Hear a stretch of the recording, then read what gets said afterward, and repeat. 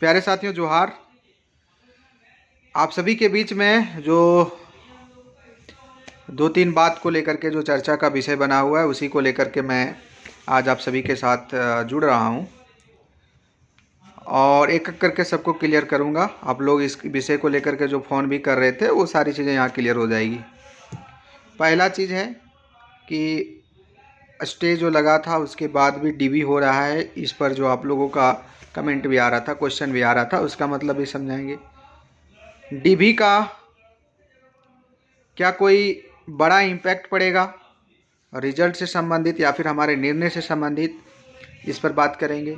साथ ही साथ दूसरा विषय आखिर 22 तारीख को क्या होगा, और तीसरा विषय जो एक बात चर्चा में बना हुआ है और इस बात पर मेरे को भी कई मीडिया बंधु ने फ़ोन किया कि एफआईआर जो इतना जिक्र किया गया है, एफआईआर आखिर किस प्रकार से हुआ था, उसका क्या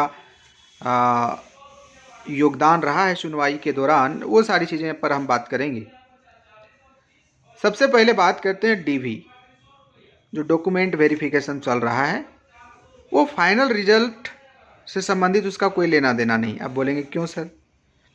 क्योंकि फाइनल रिजल्ट जो जारी होगा वो डॉक्यूमेंट वेरिफिकेशन के पश्चात जारी होगा, और यदि कहते हैं फाइनल रिजल्ट पर ही रोक लगा दी गई है तो डॉक्यूमेंट वेरिफिकेशन होगा तो भी कोई दिक्कत नहीं है, नहीं भी होगा तो भी कोई दिक्कत नहीं है। हमारी केस उससे कोई प्रभावित होने वाला नहीं है। हमारी केस जिस प्रकार से मजबूत में है उस मजबूती में किसी प्रकार से छेड़छाड़ नहीं होगा। ये चीज़ आप क्लियर हो जाइए। इस विषय पर हमने भी माननीय वकील के माध्यम से जानने का प्रयास किया कि माननीय कोर्ट महोदय तो ये वो अपने ऑर्डर में कहे थे कि नियुक्ति से संबंधित सारी प्रक्रियाएं रोक लगा दी जाए।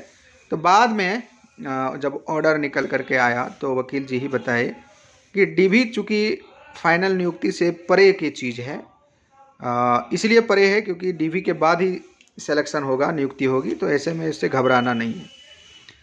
तो आप लोग पॉजिटिव रहिए, है ना, इस कुछ नहीं होने वाला है, डीवी वगैरह से कुछ होने वाला नहीं है। इसलिए आप लोग की जो लड़ाई है उसमें आप बहुत मजबूत हैं, टेंशन नहीं लीजिए।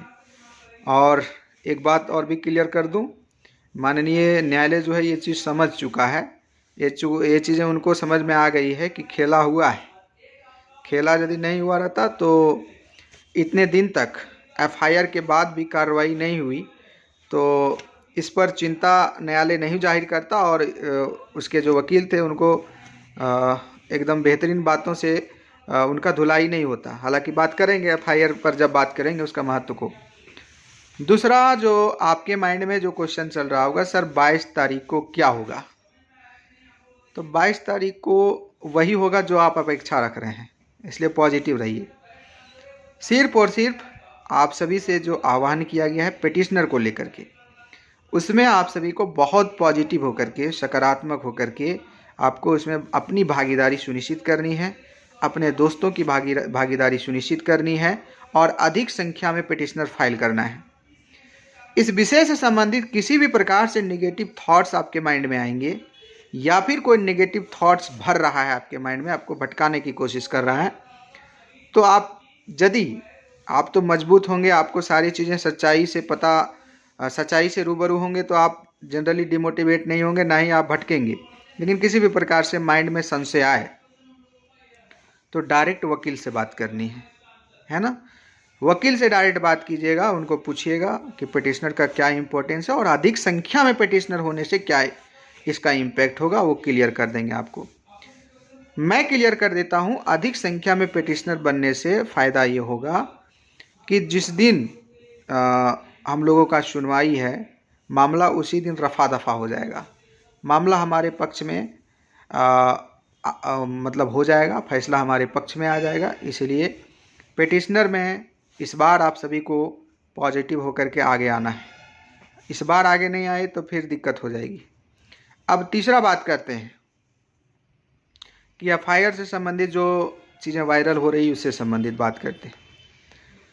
तो राजेश प्रसाद के द्वारा, आपको पता हो, एक एफआईआर दर्ज किया गया था ऑनलाइन और उसमें ये डिमांड की गई थी कि सीजीएल में धांधली हुआ है, जिसका ये एविडेंस है। इस एविडेंस के आधार पर जांच किया जाए और जो आपका कानून है झारखंड सरकार के द्वारा जो पारित किया गया है 2023 का जो कानून है, उस कानून के आधार पर दोषियों को कार्रवाई की जाए। लेकिन दुर्भाग्य की स्थिति ये रही कि अभी तक, आपको बता दें, सबसे पहले इस एफआईआर को सबसे शुरू में तो लेने से मना किया गया, लेकिन आप जानते हैं भारतीय न्याय संहिता में प्रावधान किया गया कि ऑनलाइन भी एफआईआर करते हैं तो वो लीगल है, वो इलीगल नहीं है और उस पर कार्रवाई होगी। तो यदि किया गया था और उसका मूल कॉपी जो था एफआईआर का, वो डिप्टी कमिश्नर और सीनियर सुपरिटेंडेंट ऑफ पुलिस यानी वरीय पुलिस अधीक्षक जो होते हैं उनको, दोनों को ही को मिला था। दोनों उच्च पदाधिकारियों को ये कॉपी मिल गया था और उनसे डिमांड की गई थी कि आप लोग जांच करवाइए और जो दोषी उनके खिलाफ कार्रवाई कीजिए। लेकिन दुर्भाग्य की स्थिति ये रहा कि अभी तक उसका कोई जांच होबे नहीं किया है और इसी विषय को लेकर के वहाँ पर बहुत बड़ा डिबेट चला कि आखिर एफआईआर के बाद इतना दिन तक जांच क्यों नहीं हुआ, अभी तक इस विषय पर कार्रवाई क्यों नहीं हुआ। और माननीय जज ने स्पष्ट तरीके से कहा, इसका मतलब साफ है कि इस मामले को जानबूझकर कुछ लोगों के द्वारा दबाया जा रहा है और इसलिए आगामी जांच जब तक नहीं हो जाती तब तक रिजल्ट की प्रकाशन पर रोक रहेगी। जांच किया जाएगा, हम लोग भी साथ देंगे, जांच एजेंसियों को साथ देंगे। हम लोग तो चाहते हैं कि जो दोषी हैं, जो गलत किए हैं, वो आगे आए, उनको पहचाना जाए और उनके खिलाफ कड़ी कार्रवाई किया जाए। ये तो हम लोग चाह रहे हैं, यही तो हमारी मांग है। तो प्यारे साथियों, एविडेंस हमारी इतनी मजबूत है कि फॉरेंसिक में भी हमारे एविडेंस में किसी प्रकार से गलत कुछ नहीं होने वाला है, सब चीज़ हमारे पक्ष में ही होगा, इसलिए पॉजिटिव रहना है। और एफआईआर के आधार पर उस दिन स्टे लगा है, कोर्ट में स्टे लगा है, तो आगे की कार्रवाई भी हमारे अनुकूल होगी, पॉजिटिव होगी। इसलिए सकारात्मक रहिए। पिटिशनर की भूमिका में आपको आगे आने के लिए जो आह्वान किया जा रहा है उसमें आपकी भागीदारी बहुत ज़रूरी है। इसके लिए आप लोगों पर दायित्व छोड़ा जाता है, आप लोग कैसे इसको हैंडल करते हैं अपने ऊपर लीजिए। सब लोग अपने अपने स्तर पर जिम्मेदारी लीजिए कि हम बनेंगे पिटिशनर, और इसके लिए जो भी उचित दिशा निर्देश होगा उसको लेकर के अभी हम लोग शिक्षकों की एक मीटिंग चल रही है, उस मीटिंग के माध्यम से जो बातें निकल करके आती है वीडियो के माध्यम से आपको बता देंगे। इसके बाद कुछ ऐसे साथियों का भी फ़ोन आया, प्यारे साथियों, जो ईमानदारी से सिलेक्शन लिए हैं। अब जैसे कुछ लोग, बहुत लोगों को तो मैं जान रहा हूँ जिनका सिलेक्शन हुआ है, ईमानदारी से सिलेक्शन हुआ है, क्योंकि उनकी स्थिति ऐसी नहीं थी कि वो पैसा दे पाएँ या फिर इस प्रकार से करप्शन में शामिल हो पाएँ, ऐसी स्थिति नहीं थी। तब उन साथियों को डिमोटिवेट नहीं होना है। कहते हैं गेहूं के साथ कुछ जौ की भी पिसाई हो जाती है। दुर्भाग्य की स्थिति है इस झारखंड में कि कुछ गलत कार्यों के वजह से हमारे मेहनती साथी जो हैं प्रभावित हो रहे हैं, उनका टाइम प्रभावित हो रहा है, उनका जीवन बर्बाद हो रहा है, भविष्य खराब हो रहा है। हालांकि प्यारे साथियों, आपकी मेहनत कामयाब होगी, है ना, कामयाब होगी आपकी मेहनत। या अपने अंदर भरोसा रखना है। मेहनत को कोई चोरी नहीं कर सकता है, उसको कोई छीन नहीं सकता है, उसको कोई कम नहीं कर सकता है। इसलिए जो आप पढ़ें, अपने दिमाग में जो चीज़ आप डाउनलोड कर ली है वो चीज़ आपका हमेशा काम का लायक रहेगा। फिर से एग्ज़ाम होगी और आप ज़रूर सिलेक्शन तक पहुँचेंगे।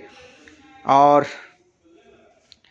बस इस विपरीत घड़ी में खुद को पॉजिटिव रखना है ना, क्योंकि कहते हैं जो भी लड़ाई में शामिल हैं वो भी आपके भाई बहन ही है ना।